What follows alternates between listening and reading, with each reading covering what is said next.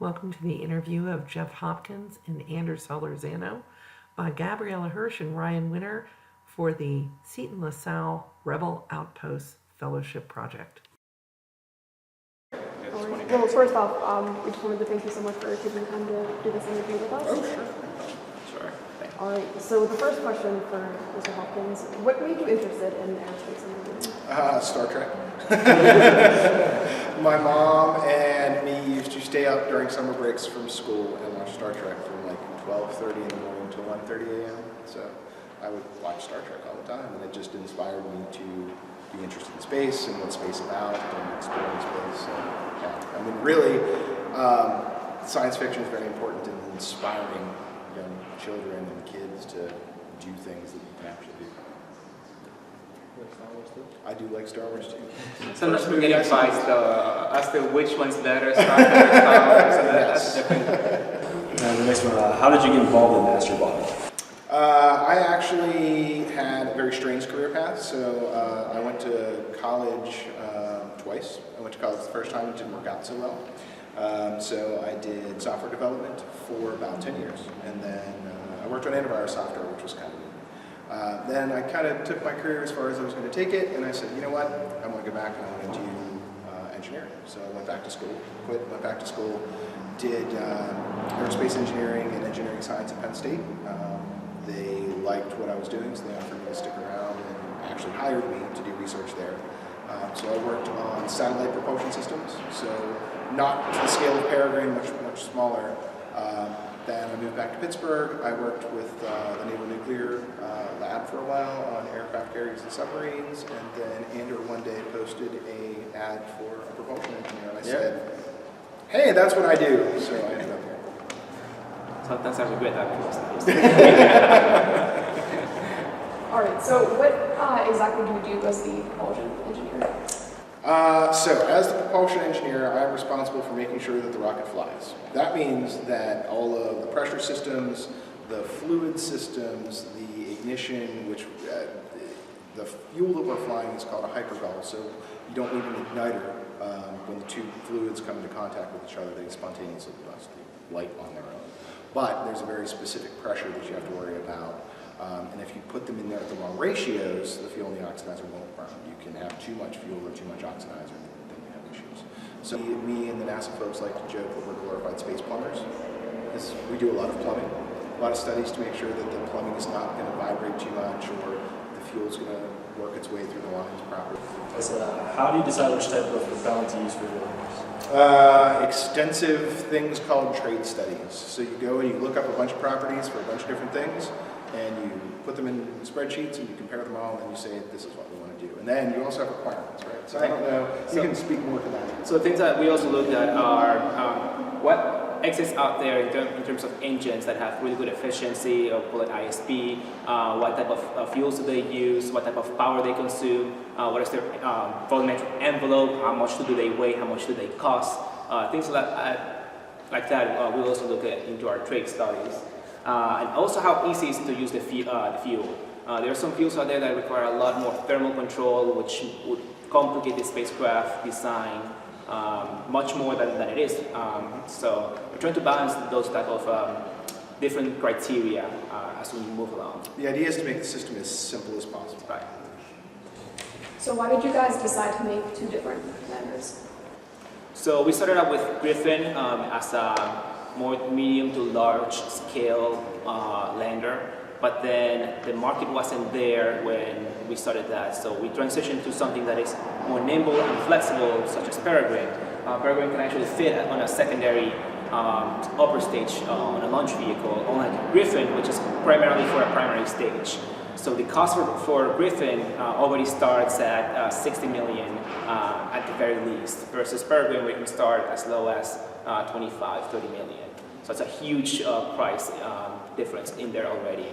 And more flexibility with Peregrine in terms of launches that we can get. So pretty cool. I think another thing too is that the moon, even though we were there almost 50 years ago, it's new to people, right? So you go to a company and you say, you can send something to the moon, and they're like, wait, we can? And it's like, yes, you can. You as a company can send something to the moon. So people aren't thinking big yet. They're thinking small, little things. What are small things that I can send to the moon so that I can figure out what I want to do when I'm there, and then we can scale up to a larger scale sort of thing. NASA, they want to fly big things, but everybody else kind of wants to stay small for now and figure out what they can do. So does Astrobotic, do they manufacture their own engines, or do you get them from another party? So the idea for Peregrine is to manufacture as little as we possibly can. We want to go to a store and buy as much as we possibly can. And shockingly, there are stores that you can go to buy rocket engines from. So that's what we do. We're not building our own engines. We're not building our own, we're not building our own electronics, but what I really mean is we're configuring the electronics ourselves, but we're going and buying existing chips that are already out in the market. There's plenty of stuff that is flown in space. So we're just going to go and buy things that have already flown, and yes. So the engines actually operate in what we call pulsed mode. So they're either on or they're off. They don't throttle, right? So if you think about your gas pedal in your car, you put your pedal halfway down, the car goes at half speed. That's not how these engines work. It's either pedal to the floor or completely off. So what you do is you turn them on and off very quickly to simulate the idea of a throttled engine. So yes, they do have a finite life, but it's pretty.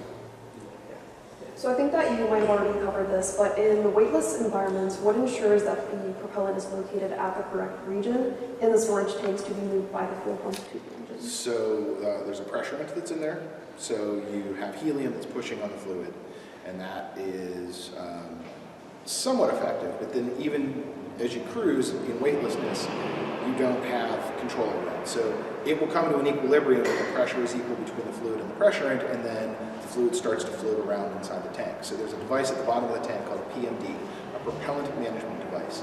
And it looks like, think about it kind of looks like a combination between a sponge and something that your mom would use to strain spaghetti in the sink, flipped upside down. That's kind of what it looks like. It sits at the bottom of the tank, and it holds some of the fluid there so that when you turn the engines on, there's enough fluid there for the engines to work, and then the rest of the fluid that is floated away slams back down to the bottom of the tank as the spacecraft starts to accelerate. And so, if a student wanted to learn more about this propellant rocket design, what would you recommend us study? NASA has a great website. Wait, like to do it as a career or just learn more? Because there's two different things there. This was actually our teacher that wanted to know this. Okay. And to go more into detail with this, like are there any certain texts that provide information? Yeah, there are, but they're very complicated. So I would go and take a look at NASA's spaceflight website. They have Rocketry 101, and it's a great, this is how rockets work, this is how propulsion systems work in spacecraft. They talk a little bit about the rocket equation, which is kind of what dominates everything that we do. Do you know of anything else? I could tell them to go look up Hill and Peterson. Yeah. So there is a textbook that all of us rocket engineers use, and it's called Hill and Peterson. Those are the two authors of it. And I don't even remember the name of the book because we all just refer to it as Hill and Peterson. And we all have this kind of maroon colored book, and I'll show it to you guys before you leave. We all have it, we all use it, it's ancient. I think it was written in like the 60s, maybe even like the 50s, but none of it's changed. But it's like the reference guide. But it's very highly technical. I wouldn't recommend even picking it up until you're a junior or a senior in college. So how does Astrobotic plan to solve the challenges of like providing accurate position information from a highly dynamic flying platform and then transitions between different worlds? That's perfect for you. Go ahead. That's what you do.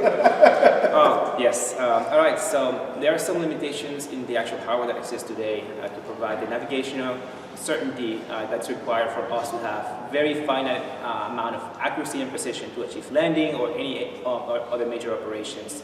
A critical part of that comes out with spacecraft communication systems, so things like our transponder, our antennas, but also the ground system selection.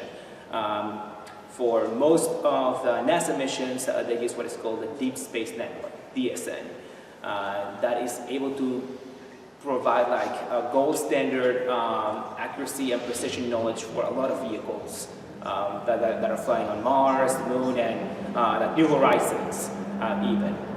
But then there are other more commercial entities like SSC, Swedish Space Network, that provide lower costs, but then they're not as high performance as DSN. So that's kind of a trade that we're kind of in between right now. Do we risk losing some navigational knowledge for the vehicle at the cost of maybe be getting some dollars back? That's one of the things. Now, what's the technology behind it? So you have different radar stations located around Earth that actually beam X or S band. That's a typical radio frequency that you use up to a spacecraft. And then with the phase shift that you get back from the transmitted waveform that you send, you're able to determine the position and velocity. Those are the two major things that you need in order to determine where the vehicle is. Velocity is the most important factor that we are concerned with. Even a change of like 1 centimeter per second can result in like 20 kilograms of fuel difference there. So also, what effect does refining the TNR system have on things such as weight, cost, size, and power? So for landing, now you're getting to a question in how can we achieve a more precise landing. So yes, TRN, terrain relative navigation, it's one of the most critical technologies that's being understudied by us and entities like JPL and NASA as well. So TRN, it's a new developing technology that would require the spacecraft to have some sort of map registration done as it's in lunar orbit, so you can determine with more accuracy than the ground stations where it is with respect to its lunar orbit. And then as you're getting closer and closer, the cameras that you have on the spacecraft are able to perform the position and velocity estimates way more accurate than radar systems or laser systems that we have on. So even with that, we're able to achieve, I would say, theoretically, a landing within 100 meters. So can you explain exactly how the Astrobotic Orbital Imager works to assist in that precision landing? That's really good. It's like you guys did your homework. That's pretty good. All right. So part of our other side of the company, Future Missions and Technology, is the one responsible for that type of application. And what they're helping us and also the NASA community is understanding how technologies like TRN can actually be used already using this avoid tool or the visual orbital imager. With that technology, we're now focused at the craters because that's where, or at the poles of the moon because that's where the most excitement is. We're already showing that already having enough knowledge or orbital knowledge digital from elevation models. Is essentially what it is. From LRO, we're able to kind of grab those models and correlate them to our avoid tool and get some sort of correlation between here is what LRO is capable of doing, here's what our system's able of doing, pretty much evenly matched. So one of the challenges for all of the maps that we have right now, the fact that they're all taken from satellites, which means that I'm looking straight down. What I can't tell is that rock a rock or is that rock a hill? Okay, and so what DEMS does is it takes two different images and it looks at shadows. And so then I'm able to tell how tall the rocks are or what the elevation model is based on the shadows. And then sometimes you're not able to tell if some of the artifacts in the images are introduced by the camera hardware or not. So those are things you want to pick out and defer. And this is all stuff that we're working on to kind of clean up so that we can have a very accurate map so that when we go to land there, we don't land on a rock or a boulder or in a hole. And that's kind of how this. So it's built in the model for, or the basis, and the ground truth model that we can use to then test against more challenging technologies like TRN down the path. Yes. So what advances are you guys making in mission software? Mission planning software. You're the mission planner. I am the mission planner. Right. So interestingly enough, the mission planning software that we're using is commercial. There's a software out there called SDKs, Satellite Toolkit, and we use that to do all of our mission planning. I know how to use it, Andrew knows how to use it, there's like 2 or 3 other people that know how to use it, and it is very robust. So it will help us figure out how to get the spacecraft to the moon, it'll help us figure out which of the Earth communication stations that we'll have line of sight on, who we can talk to during different times in the mission. Delta V. It helps us compute how much delta V, which is essentially the amount of fuel. We say delta V, but it's really just how much fuel that we need to get to the moon. And it also allows us to do what's called link budget, which is basically picking up how strong the communication system is on the lander, figuring out how big the dishes are on the Earth, and how much power do I need of my transmitters on my spacecraft to make sure that I can get the data rates that I need to get all my information back to the Earth. We're also working on, we're developing a rover planning technology, and that's more to work with what we were talking about once you get down to the surface and taking some of those feature resolutions and being able to move around them and figure out where your rover's going to go so you don't fall into pits or holes or rocks. And this is maybe just like a question for me, but for the DHL moon box, have you guys like actually received like any kits from people? Oh yeah, we have tons of them. What are some of like the objects that people? Yeah, I don't know. There's a bunch of weird stuff in there. A lot of hair, a lot of fingernails, a lot of teeth. And there's some like personal items like family photos, or I think we have some baby tooth in there as well. So yeah, it varies from the type of materials that we get. Yeah, I think I saw on your website that you can like control the temperature of which to keep an item at. You can kind of sort of depending on where you put it in the universe. Okay.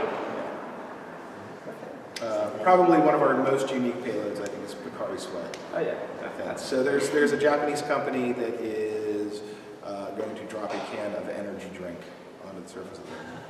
So that's probably one of our most interesting payloads.